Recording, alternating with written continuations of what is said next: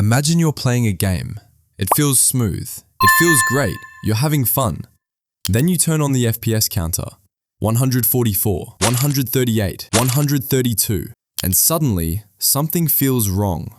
But here's the weird part. Nothing actually changed. The game is running exactly the same. The only thing that changed is that now you can see the number. And that's why FPS counters are so interesting. They don't just measure performance, they change how you experience it. And by the end of this video, you might never look at FPS counters the same way again. Imagine two players. Player A has no FPS counter. The game feels smooth. Player B has an FPS counter. The FPS drops from 144 to 132. Suddenly, something feels wrong. Even though 132 FPS is still incredibly smooth, the number changed, the experience changed. The moment you enable an FPS counter, your attention changes. Before, you notice gameplay, story, fun. Now you're watching FPS, GPU usage, CPU usage, frame times. You're no longer just playing the game, you're analyzing it. Some gamers spend more time watching the FPS counter than the actual game.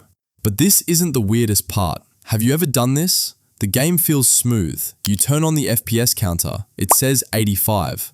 And suddenly, 85 doesn't feel smooth anymore. Not because the game changed, because now your brain has a number to judge. Some gamers don't chase smooth gameplay, they chase a number. And that leads to an even bigger mistake. A lot of gamers obsess over average FPS, but that's not what you actually feel. What you notice is consistency. Imagine two games. One averages 120 FPS, but constantly stutters. The other averages 100 FPS, but feels perfectly smooth. Most people would choose the second one. Your eyes don't see averages, they experience consistency. And this is where the FPS counter can actually make things worse. Imagine this, you're playing, the game feels great. You turn on the FPS counter. 118, 116, 112, 109. Now you're distracted. You're not thinking about the game anymore. You're thinking about the number. The game didn't get worse. Your attention shifted. Here's the really weird part. If someone tells you a game is running badly, you start looking for problems. And once you're looking for problems, you usually find them. Sometimes the biggest upgrade isn't your GPU, it's your expectations. Now, to be fair, FPS counters aren't useless.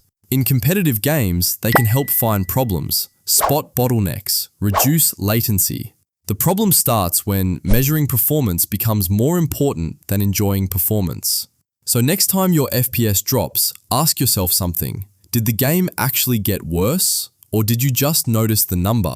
Because the FPS counter was supposed to help you enjoy smoother games, but sometimes it stops you from enjoying the game at all. And now I'm curious, do you play with an FPS counter on or off?